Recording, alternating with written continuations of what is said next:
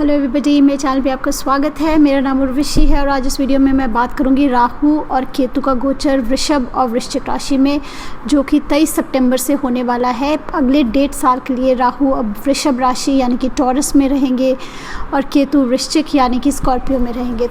तो ये बहुत इम्पॉर्टेंट गोचर है, बहुत इम्पॉर्टेंट ट्रांजिट है, क्योंकि राहु और केतु खुद से प्लैनेट्स या ग्रह नहीं है, ये चंद्रमा के नोड्स हैं, ये सेंसिटिव पॉइंट्स हैं मून के साथ रिलेटेड। इसलिए ये हमारी साइकोलॉजी को डायरेक्टली इम्पैक्ट करते हैं।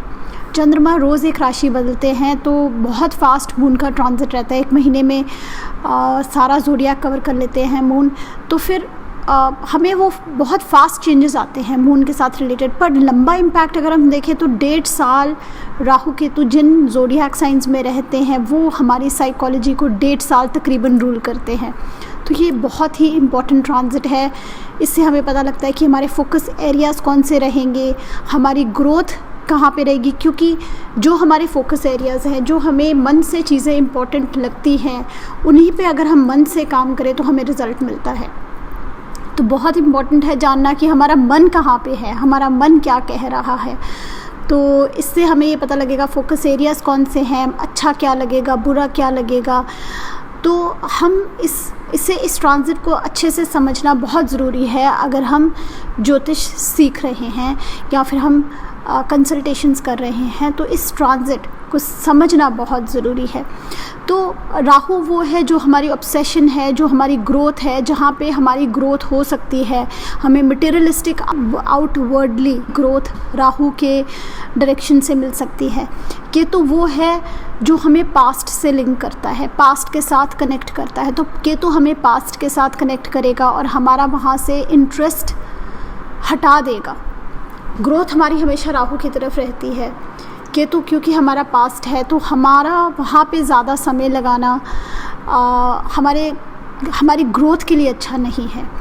एक तो हमें ये बात समझनी है। दूसरा हमें ये देखना है कि केतु खुद ही स्कॉर्पियो के स्वामी है। वृश्चिक राशि के 2 स्वामी हैं, मंगल और केतु। केतु अपनी ही राशि में आ रहे हैं, तो वृश्चिक राशि इस 1.5 साल में बहुत पॉजिटिवली एक्टिवेटेड है। जहाँ पे आपकी वृश्चिक राशि है तो राशि के स्वामी राशि में आ गए हैं।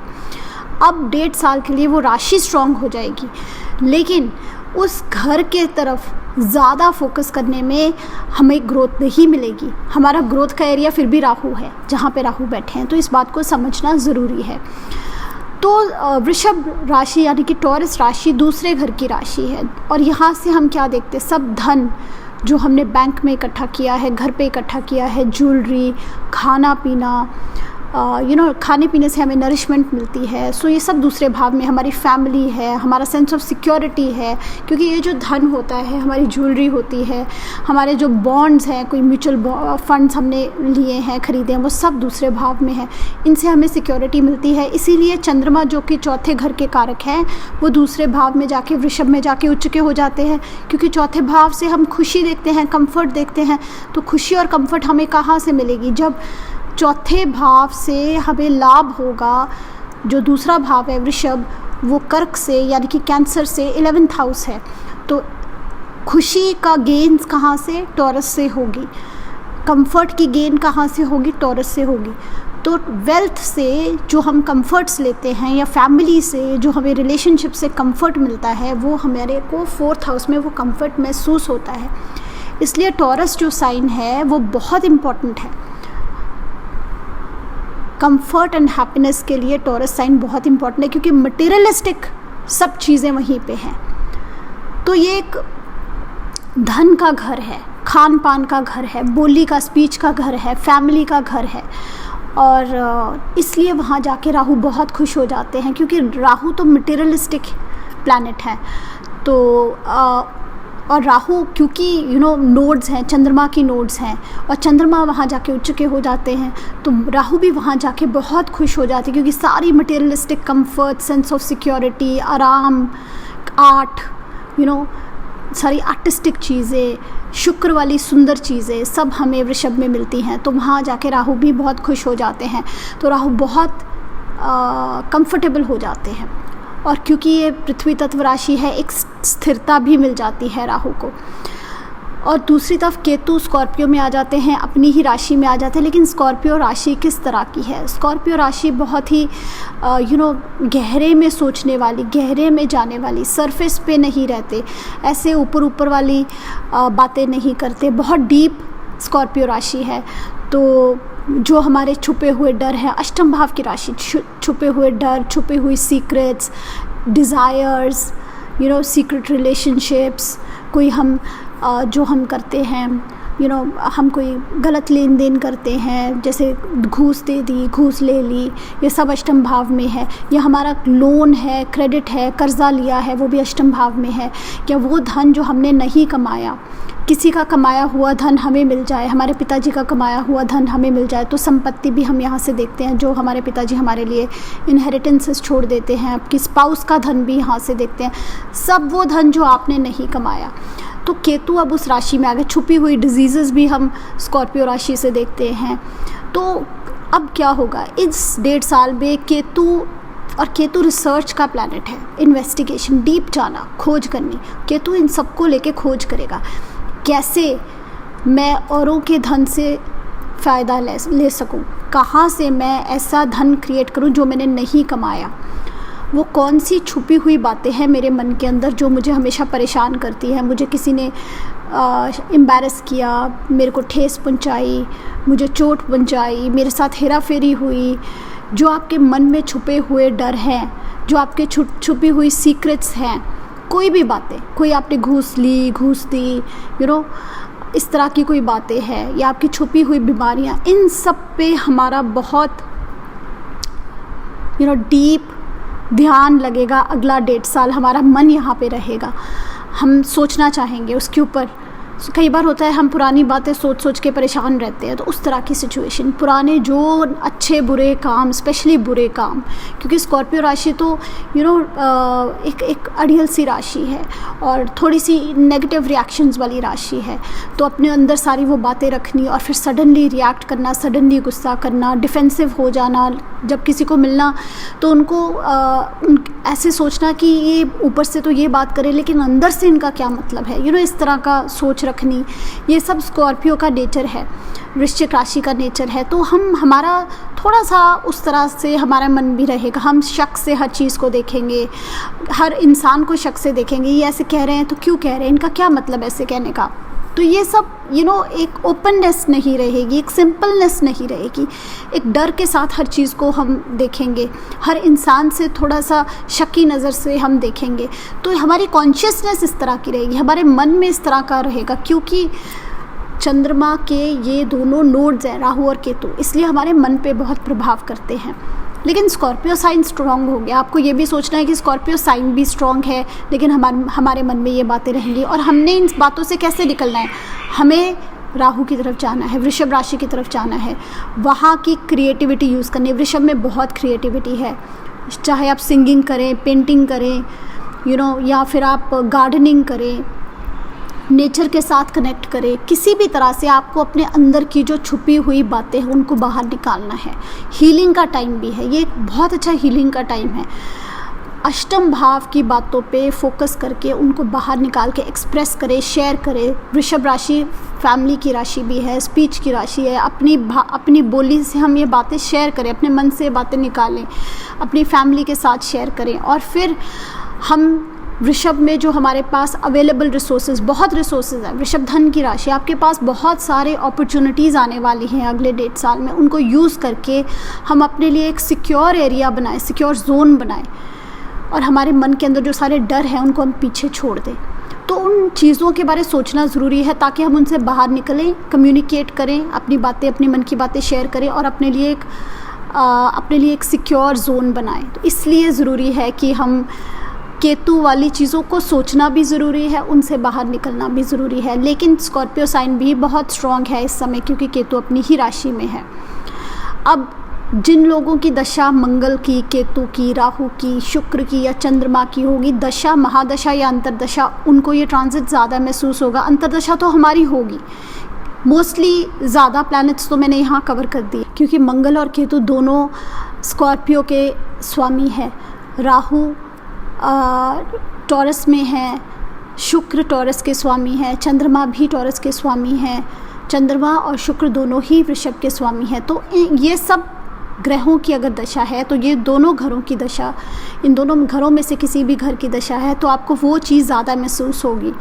तो अंतर्दशा तो होगी हमारी इस 1.5 साल में, कभी ना कभी हम सबकी अंतर्दशा आएगी इन ग्रहों में से किसी ग्रह की। अब वो ग्रह आपके चार्ट में, पत्रिका में कैसे बैठे हैं उससे भी फ़र्क पड़ेगा, बट जो जनरल इफ़ेक्ट होगा वो मैं आपसे शेयर कर चुकी हूँ। अगर नारायण दशा भी एक राशि दशा होती है, अगर आपकी मकर राशि की नारायण दशा चल रही है, मान लीजिए आपकी कैप्रिकॉर्न यानी कि मकर राशि की नारायण दशा चल रही है, तो आपके पंचम भाव में, दशा राशि से पंचम भाव में राहु आ जाएंगे ट्रांजिट में, तो थोड़ा सा आपको परेशान कर सकते हैं। उसी तरह से अगर आपकी कैंसर यानी कि कर्क राशि की नारायण दशा चल रही है तो आपके पंचम भाव में वृश्चिक राशि में केतु आ जाएंगे, तो तब भी आप थोड़ा सा परेशान रह सकते हैं। अब देखते हैं कि सभी राशियों के लिए, सभी लगन से देखिए आप ये वीडियो, आपको ये 1.5 साल किस तरह से महसूस होगा। सो मेष के लिए यानी कि एरीज़ के लिए दूसरे भाव में राहु और अष्टम भाव में केतु, तो वो सब अष्टम भाव वाली चीज़ें, हेल्थ को लेके थोड़ा सा स्ट्रेस हो सकता है हमें, जो छुपी हुई बीमारियां, क्रोनिक बीमारियां जैसे कि डायबिटीज़, शुगर, इस तरह की बीमारियां, कोई और छुपी हुई बीमारी हो, सेक्सुअली ट्रांसमिटेड डिजीज़ होती हैं या ऐसी बीमारियां जिनके बारे हमें पता ही नहीं, ये आपको इस 1.5 साल में परेशान कर सकती हैं। आपके कोई ब्रोकन रिलेशनशिप्स, जो आप मन में गहरी आपके राज छुपे हुए होते हैं, हम कई बार बहुत सारे राज लेके घूमते हैं जो हमें लगता है हमने छुपा लिए, अब हम उनके बारे नहीं सोचेंगे, ये 1.5 साल वो आपको परेशान कर सकते हैं। कोई गलत डीलिंग आपने की हो, कुछ जैसे रिश्वत लेनी देनी, तो वो भी आपको तंग कर सकती है। तो ये चीज़ों के बारे आप बहुत सोचेंगे। फिर आप सोचेंगे वो सब जो धोखे आपके साथ हुए, धन को लेके भी अगर आपके साथ कभी कोई धोखा हुआ है वो भी आपको परेशान करेगा। तो अष्टम भाव और अष्टम भाव में केतु बैठे हुए आपके वो सब जो छुपी हुई चीज़ें हैं जो आपको मेंटली परेशान करती हैं, वो आपके मन मेंटली आपके लिए वो चीज़ें ज़्यादा प्रोमिनेंट हो जाएंगी। लेकिन आपका फोकस क्या होना चाहिए?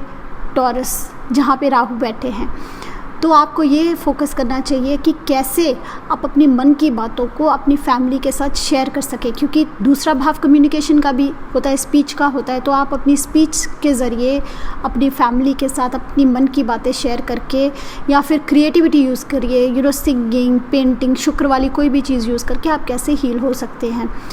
इस समय राहु दूसरे भाव में है, यहाँ से छठे भाव और दसम भाव को देखेंगे तो धन कमाने के नए नए रास्ते आपके पास आएंगे।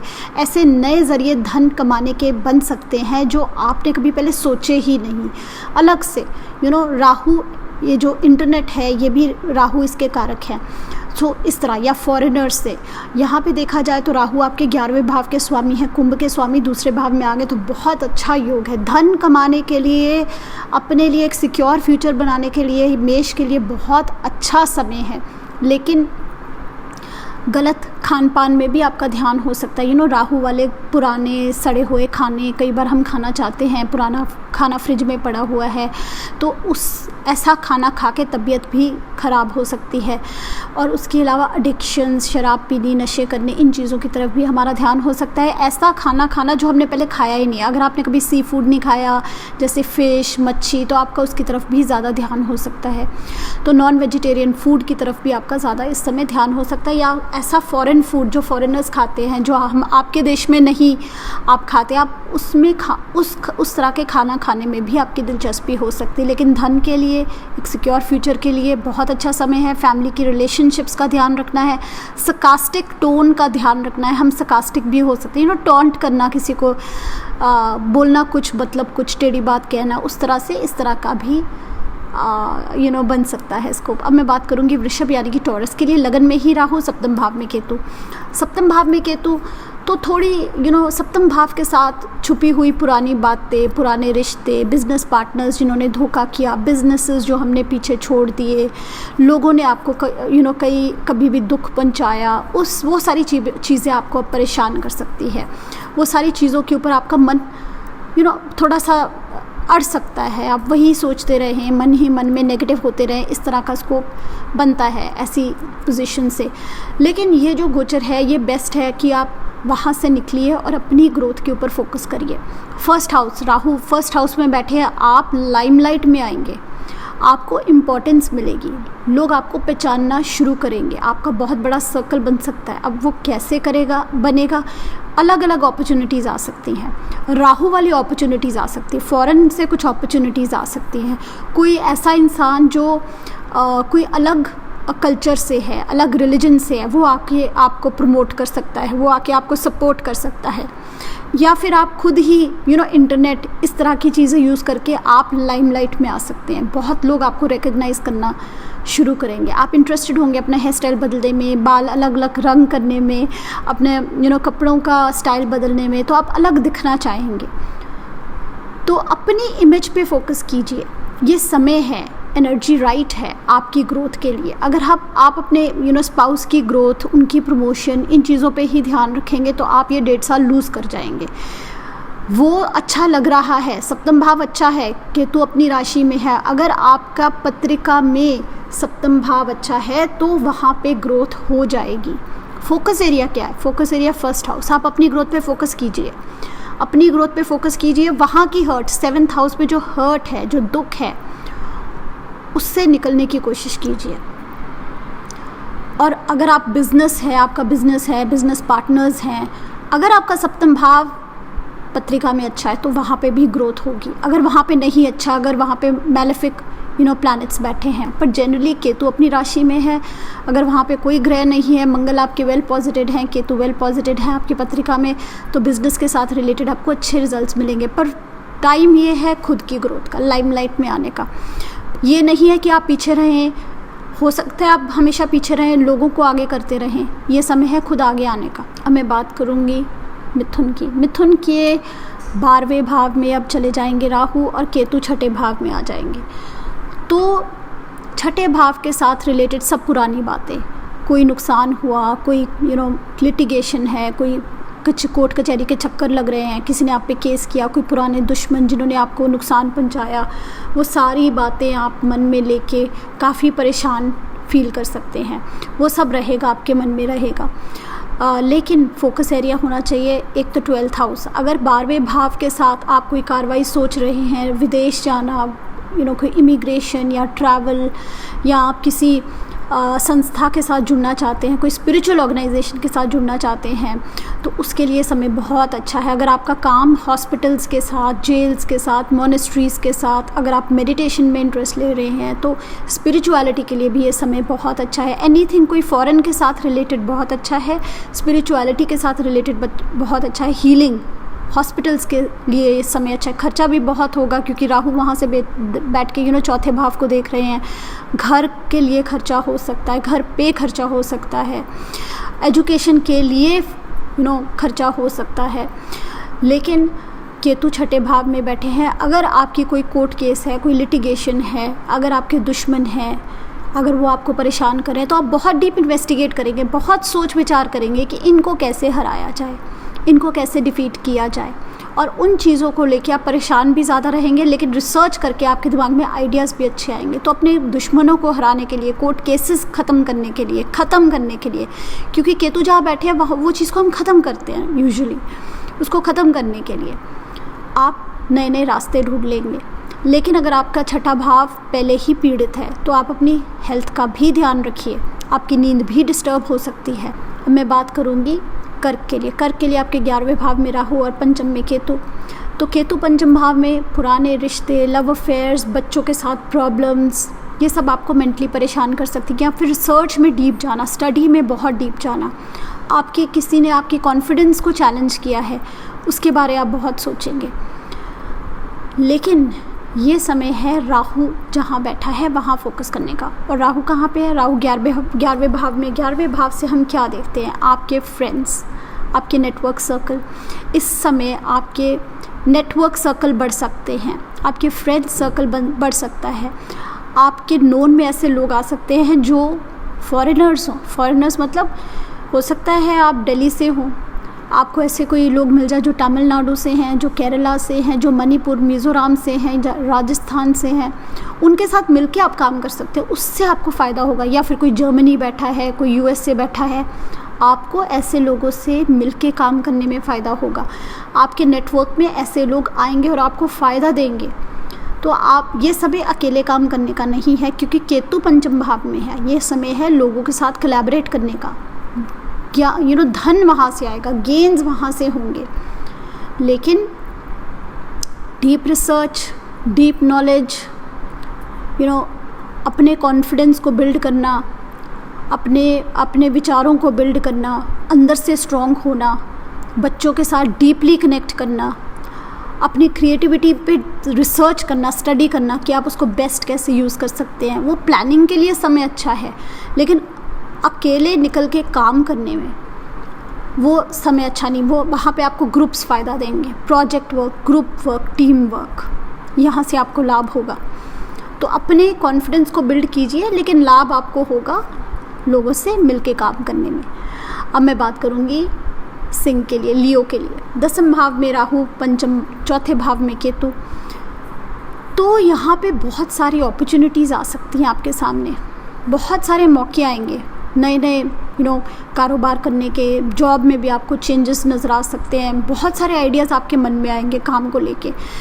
10वें भाव में राहु आता है तो इतने आइडियाज़ आते हैं कि हम सबको बीट कर सकते हैं आइडियाज़ के साथ। यहाँ पे राहु बैठ के आपके दूसरे भाव, छठे भाव को देखते हैं, लेकिन केतु चौथे भाव में है। मन कहाँ पे रहेगा, मन में क्या रहेगा, मन में एक उथल पुथल सी रहेगी। केतु जब चौथे भाव में आ जाते हैं, चंद्रमा के घर में आ जाते हैं, तो काफ़ी डिस्टर्ब करते हैं। चौथे भाव में हमारी वो सारी हैप्पीनेस भी है, अनहैप्पीनेस भी है, सैडनेस भी है, घर में सारी प्रॉब्लम्स भी हैं। जो भी चौथे भाव के साथ रिलेटेड प्रॉब्लम्स है वो सारी उठ के मन के आपके माइंड में प्रोमिनेंट हो जाएंगी, उसके ऊपर आप बहुत सोचेंगे। और अगर आप उसी में फंसे रहे तो फिर आप काफ़ी डिप्रेस्ड फील कर सकते हैं। ये अच्छी पोजीशन नहीं है। अगर मंगल स्ट्रॉन्ग है, अगर आपके पत्रिका में चंद्रमा स्ट्रॉन्ग है, तब तो ठीक है, तब तो अच्छा है, तब तो आप इन सारी प्रॉब्लम्स को इनके साथ डील करके और ज़्यादा स्ट्रॉन्ग होके बाहर निकल सकते हैं। और आप कम्युनिकेट कीजिए, लोगों से कम्युनिकेट कीजिए, अपने कारोबार में फ़ोकस करिए, बिज़नेस में या जॉब जो भी है उसमें फ़ोकस करिए। ग्रोथ का समय है, आइडियाज़ का समय है। अगर आप अपनी पर्सनल लाइफ में ही उलझे रहे, चौथे घर में ही उलझे रहे, तो आप ये ट्रांजिट मिस कर जाएंगे। लेकिन चौथे घर की प्रॉब्लम से निकलना, उस पे सोच विचार करना, उसके लिए सॉल्यूशंस मिलने के लिए ये समय अच्छा है। हाँ, अगर मंगल अच्छा है आपके चार्ट में, अगर केतु अच्छा है, चौथा घर स्ट्रॉन्ग है, तो प्रॉपर्टी के साथ रिलेटेड मैटर्स भी इम्पोर्टेंट हो सकते हैं। अब मैं बात करूँगी वर्गो की, यानी कि कन्या के लिए आपके 9वें भाव में राहु और तीसरे भाव में केतु। 9वें भाव में राहु अच्छे नहीं होते हैं, तो क्योंकि 9वें भाव तो गुरु का स्थान है, राहु यहाँ आ गए। और 9वें भाव है हमारे धर्म का स्थान, ट्रेडिशंस, जो हम वैल्यूज सीखते हैं अपने पिताजी से। राहु तो हम जैसे कहते हैं फॉरेनर है, तो वो आके वहाँ पे हमारे ट्रेडिशंस को, वैल्यूज़ को ब्रेक करना चाहते हैं, कुछ नया करवाना चाहते हैं। 9वें भाव में राहु आके आपको फ़ॉरेन की ट्रिप्स भी दे सकते हैं। फ़ॉरेन का मतलब ये नहीं है कि आप अब्रॉड ही जाएंगे। आप आप पंजाब से उठ के आप साउथ इंडिया घूमने जा सकते हैं, या साउथ इंडिया से उठ के आप ईस्ट इंडिया घूमने जा सकते हैं। आपका ट्रैवल हो सकता है, आप नया कुछ देखेंगे। आपके दिमाग, आपका यूनिवर्स, हमारे जो माइंड है, हमारा यूनिवर्स है, वो आपका एक्सपैंड होने वाला है। आपकी अवेयरनेस, एक्सपोजर आपको ज़्यादा मिलने वाला है। उस तरह की सिचुएशन बनेगी और आपके पास नई अपॉर्चुनिटीज़ आएंगी। तो जो आपके ट्रेडिशंस में आप बंधे हुए हैं, जहाँ तक आपकी सोच थी, वो एक्सपैंड होने वाली है। तो अपॉर्चुनिटीज़ नहीं आएंगी। अपॉर्चुनिटीज़ इस तरह की हो सकती हैं जहाँ पे आपको अपने ट्रेडिशंस को तोड़ना पड़े, जो आपने सीखा उससे कुछ अलग करना पड़े। तो यहाँ पे आपके पिता को आप ठेस भी पहुँचा सकते हैं। तो आप ज़रूर अपने पिताजी से बात कीजिए, जो आपके गुरु हैं उनसे बात करके उनकी सलाह लीजिए, क्योंकि राहु जब यहाँ आएंगे, राहु केतु जहाँ जाते हैं, वहाँ के जो रिलेशनशिप्स को ख़राब कर सकते हैं, पिताजी के साथ कम्युनिकेशन गैप हो सकता है। तो इस चीज़ का आपको थोड़ा सा ध्यान रखना। अपॉर्चुनिटीज़ के लिए समय अच्छा है, बहुत सारी ट्रैवल के लिए, डिफरेंट एजुकेशन के लिए, डिफरेंट कल्चर्स की एजुकेशन एंड नॉलेज लेने के लिए समय बहुत अच्छा है। लेकिन पिताजी के साथ कम्युनिकेशन गैप, गुरु के साथ कम्युनिकेशन गैप, फिर तीसरे भाव के साथ रिलेटेड आपके मन में उथल पुथल भी रहेगी। ब्रदर सिस्टर्स के साथ, कज़न्स के साथ, खर्चे के साथ, एफर्ट के साथ, ट्रैवल बहुत रहने वाला है। आप बहुत सारा ऐसे पुरानी बातें याद करेंगे कि वहाँ मैंने मेहनत की, उसका कोई फ़ायदा नहीं हुआ, वहाँ मैंने समय बर्बाद किया। तो इस तरह की भी आपकी सोच रह सकती है। लेकिन आपको वहाँ से निकल के नए मौक़ों का फ़ायदा उठाना है, नई अपॉर्चुनिटीज़ को पकड़ना है, नहीं तो ये समय निकल जाएगा। अपनी जो नई अपॉर्चुनिटीज़ आती हैं, अपने बैरियर्स ब्रेक करने से पहले अपने पिताजी से सलाह ज़रूर ले लीजिए। मैं बात करूँगी तुला की। तुला के लिए राहु आपके अष्टम भाव में, केतु आपके दूसरे भाव में। ये धन की एक्सेस है, दूसरा और अष्टम भाव, लेकिन राहु अष्टम में है। तो ये आपके धन की बात नहीं हो रही, ये वो धन की बात हो रही है जो आप कर्जा लेना चाहें कहीं से। सो लोन, क्रेडिट, आपके पिता ने आपके लिए कोई धन छोड़ा है, कोई गिफ्ट्स छोड़िए हैं, कोई आपको गिफ्ट दे दे, आपकी पत्नी के पैसे, आपके पति के पैसे, वहाँ से आपको फ़ायदा हो, इस तरह की सिचुएशन बन सकती है। अगर आप एस्ट्रोलॉजी सीख रहे हैं, आप तंत्र मंत्र सीख रहे हैं, तब आपके लिए ये बहुत अच्छा समय है। हेल्थ के लिए इतना अच्छा समय नहीं है। जो राहु केतु एक्सेस 2-8 साइन पे आ जाता है, हेल्थ का आपको थोड़ा सा ध्यान रखना है। कोई क्रोनिक अगर प्रॉब्लम है, ब्लड प्रेशर, शुगर, उसका बढ़ने का भी स्कोप है।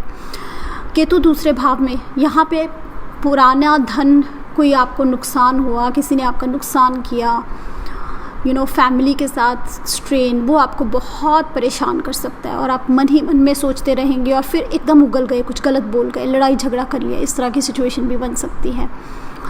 लेकिन हमें करना क्या है, हमने कम्युनिकेट करना है, आराम से बात करनी है, अपने फैमिली के साथ अपनी प्रॉब्लम्स शेयर करनी है और हमें फोकस करना है वो अष्टम वाला जो धन है उससे हम कैसे लाभ उठा सकते हैं। अष्टम घर 7 समुंदर पार का भी होता है, तो लॉन्ग डिस्टेंस ट्रैवल, 7 समुंदर पार वाली ट्रैवल भी आपके लिए इस समय आपको मिल सकती है। अब मैं बात करूँगी वृश्चिक की। वृश्चिक के लिए आपके सप्तम भाव में राहु, लगन में केतु, तो मेडिटेशन के लिए, इंट्रोस्पेक्शन के लिए, स्पिरिचुअलिटी के लिए बहुत अच्छे समय है। अगर आप इन चीज़ों में नहीं है तो आपको थोड़ा सा कॉन्फिडेंस लो फील हो सकता है कि जैसे कॉन्फिडेंस लो है, जो मन ही मन में अपने बारे में हम कई बार हमारे सबके मन में होता है कि मेरे ये कम है, मेरा वो अच्छा नहीं है, वो चीज़ें ज़्यादा हो जाएंगी आपके मन में, ये अच्छा नहीं है, वो नहीं, आप बहुत नेगेटिव सोचेंगे, अड़ियल तरह के रहेंगे, मन ही मन में आप सोचेंगे मैं बाकी लोगों से कम हूँ और पीछे रहना चाहेंगे, आगे नहीं आना चाहेंगे। केतु विड्रॉ कर जाते हैं, तो लगन में केतु आगे विड्रॉ करना चाहेंगे और राहु सप्तम भाव में आगे लोगों को इम्पोर्टेंस देंगे। लेकिन समय ये है कि हम अपने बारे इंट्रोस्पेक्ट ज़रूर करें, अपनी नेगेटिव चीज़ों के बारे ज़रूर सोचें, हमारे साथ जो गलत हुआ है या हमारे में जो खामियां हैं हम उनके बारे ज़रूर सोचें और फोकस करें राहु के ऊपर। राहु क्या है, सप्तम भाव में टॉरस राशि, स्पीच वाली राशि। टॉरस राशि कालपुरुष के दूसरे भाव की राशि है। हम बात करें अपने स्पाउस के साथ, लोगों के साथ जिनके साथ हम क्लोज़ हैं, अपनी मन की बात शेयर करें, अपने मन से ये नेगेटिव बातें निकाल लें और ये एनर्जी को यूज़ करें बिजनेस के लिए, ग्रोथ के लिए, क्योंकि राहु सप्तम भाव में ग्रोथ के लिए बहुत अच्छा है। बहुत लार्ज सर्कल होने वाला है आपका। अगर आप फोकस करें अपने मन से जो नेगेटिविटी है उसको हम निकालें, डीप जाएं, हमारे अंदर जो एक स्ट्रॉन्ग एनर्जी है, कुछ करने वाली एनर्जी कि हम कुछ ना कुछ तो कर ही देंगे, वो समय भी है। केतु बहुत स्ट्रॉन्ग है, केतु एक फ्लैग भी है, झंडा भी केतु है, कुछ अचीव किया और वहाँ पे झंडा गाड़ दिया, तो ये वो भी समय है। बहुत बहुत बड़े सुपरस्टार्स जैसे अमिताभ बच्चन का भी केतु लगन में है, तो कितना उन्होंने वो अपनी एनर्जी यूज़ की और कितना ग्रो किया लाइफ में। तो अगर वो नेगेटिव रह जाते, अपने अंदर की खामियों में ही रह जाते, तो वो इस एनर्जी को कभी भी पॉजिटिवली यूज़ नहीं कर पाते। लेकिन राहु पे फोकस किया, 7th हाउस पे फोकस किया, ग्रोथ पे फोकस किया, स्पाउस पे फोकस कीजिए, स्पाउस की ग्रोथ पे फोकस कीजिए, बिज़नेस की ग्रोथ पे, बिज़नेस पार्टनर्स पे फोकस कीजिए, वहाँ पे आपकी ग्रोथ है।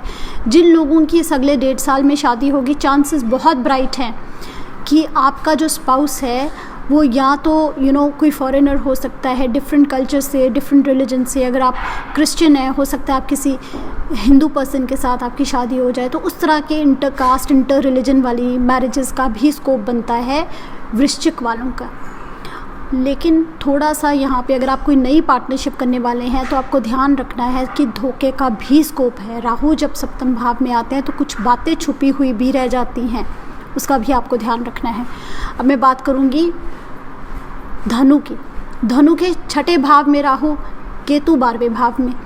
12वें भाव हमारा सबकॉन्शियस का है, जो हमारी हमारे बेडरूम का है, तो वहाँ पे आपको डिस्टर्बेंस फील हो सकती है। आपके पर्सनल रिलेशनशिप्स में स्पाउस के साथ डिस्टर्बेंस फील हो सकती है।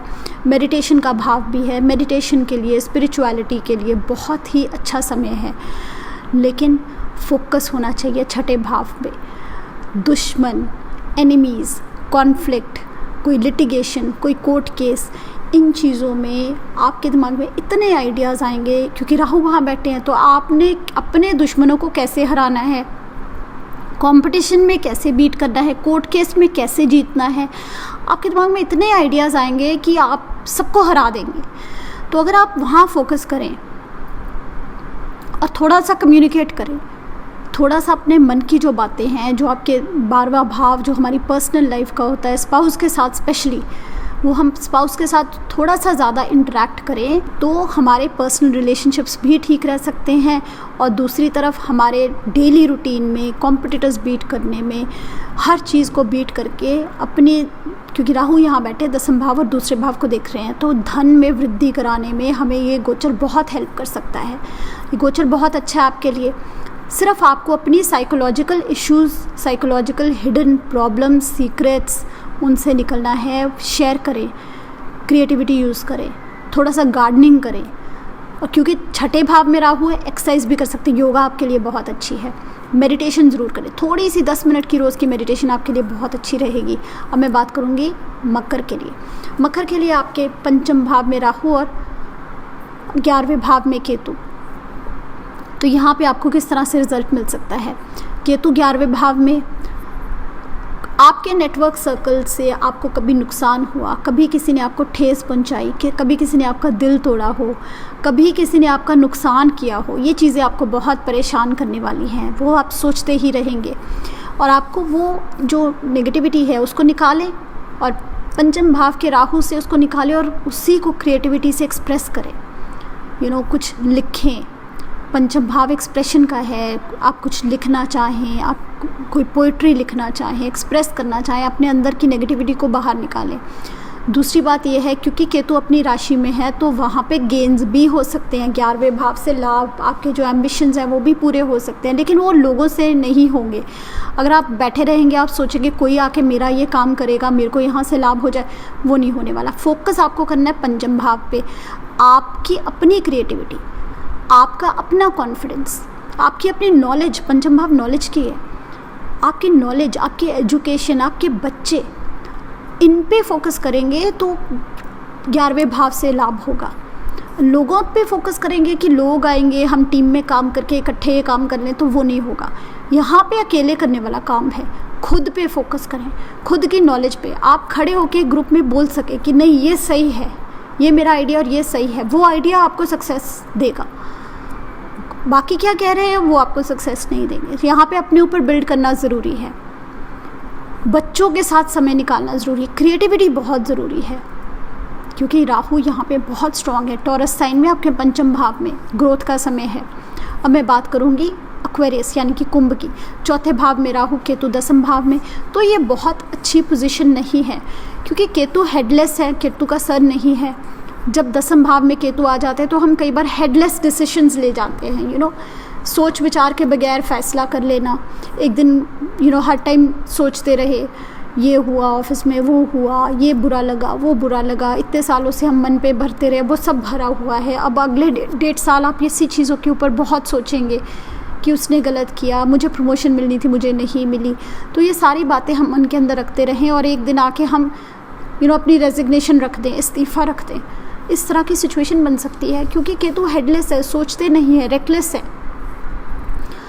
तो आपने करना क्या है, आप चौथे भाव में आपकी मदर है, उनसे बात कीजिए, अपने मन की बात निकालिए। अपने ऑफिस की जो नेगेटिविटी है उस पर, जो पास्ट में रही है, प्रेजेंट की नेगेटिविटी नहीं, क्योंकि केतु पास्ट से कनेक्ट करेंगे।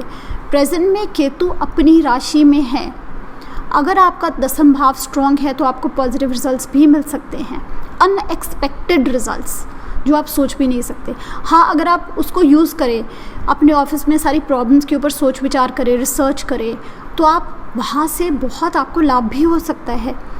लेकिन पॉजिटिव रिजल्ट्स लेने के लिए आप चौथे भाव पे फोकस करें, मदर के साथ रिलेशनशिप इम्प्रूव करें। अगर real estate, property, car, scooter, या आप घर से काम करते हैं या इन चीज़ों के साथ आपका कुछ कारोबार है, तो आपको बहुत लाभ हो सकता है। रीलोकेशन का भी स्कोप है यहाँ पे, राहु केतु इस एक्सिस में आए तो रीलोकेशन का भी स्कोप है। इस तरह की सिचुएशन बन सकती है। एजुकेशन के लिए भी समय अच्छा है। अब मैं बात करूँगी मीन की। तो मीन के लिए आपके तीसरे भाव में राहु, केतु आपके नवम भाव में। तो केतु यहाँ पे किस तरह के क्वेश्चंस करेंगे? आपके रिलीजन को, अपने रिलीजन को, ट्रेडिशंस को, फिलॉसफी को क्वेश्चन करेंगे, सोच विचार करेंगे। बहुत डीप ऐसे है तो क्यों है, हम ये रीति रिवाज फॉलो करते हैं तो क्यों है। ये नहीं है केतु की तोड़ेंगे नहीं, केतु तो रीति रिवाज को फॉलो करना चाहते हैं, लेकिन हर चीज़ को क्वेश्चन और रिसर्च ज़रूर करेंगे।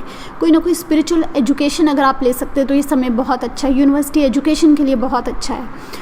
तो higher knowledge, higher education, spirituality के लिए समय अच्छा है। लेकिन पिताजी के साथ आपको ध्यान रखना है अपने रिलेशनशिप्स का। राहु केतु एक्सेस आ गए, यहाँ थोड़ा डिस्टर्बेंस हो सकता है, दूरियाँ हो सकती हैं। हो सकता है जिन लोगों ने अपने अर्ली एज में फादर पेरेंट लूज़ किया हो या अपने कोई गुरु लूज़ किया हो, तो अब मन में वो उथल पुथल सी रह सकती है थोड़ी। यही बातें बंदा मन ही मन में रखता है कई बार और आगे नहीं बढ़ता। उस तरह की सिचुएशन भी आ सकती है। लेकिन कोई रिलीजियस रूटीन बनाने के लिए, कोई रिलीजियस एजुकेशन लेने के लिए, कोई स्पिरिचुअल एजुकेशन लेने के लिए, पिताजी के साथ एक बॉन्डिंग बनाने के लिए और एफ़र्ट करने की, क्योंकि तीसरा भाव एफ़र्ट का है। सर्कल, अपना फ्रेंड सर्कल, अपने कज़न्स, अपने ब्रदर सिस्टर्स के साथ मिलके कोई काम करना, नई अपॉर्चुनिटी को यूज़ करना और भाग दौड़ करनी, बहुत सारा ट्रैवल करना। और इंटरनेट, राहु इंटरनेट भी है, ऐसी अपॉर्चुनिटीज़। कम्युनिकेशन, तीसरा भाव कम्युनिकेशन का भी है।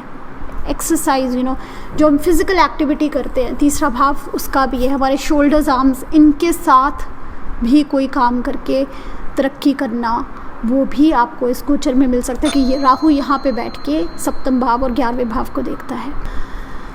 सो ग्रो करने का अपना एफर्ट यूज़ करके, हार्ड वर्क करके, फ्रेंड्स के साथ, नेबर्स के साथ, सिबलिंग्स के साथ इंटरेक्ट करके, कम्युनिकेशन यूज़ करके, इंटरनेट यूज़ करके, अगर आप यूट्यूब पे हैं वहाँ से ग्रो करके और कोई ना कोई रिलीजियस रूटीन बना के पिताजी के साथ कनेक्ट करके आपको लाभ हो सकता है। तो इस वीडियो में इतना ही, मिलते हैं अगले वीडियो में। अभी के लिए बाय बाय।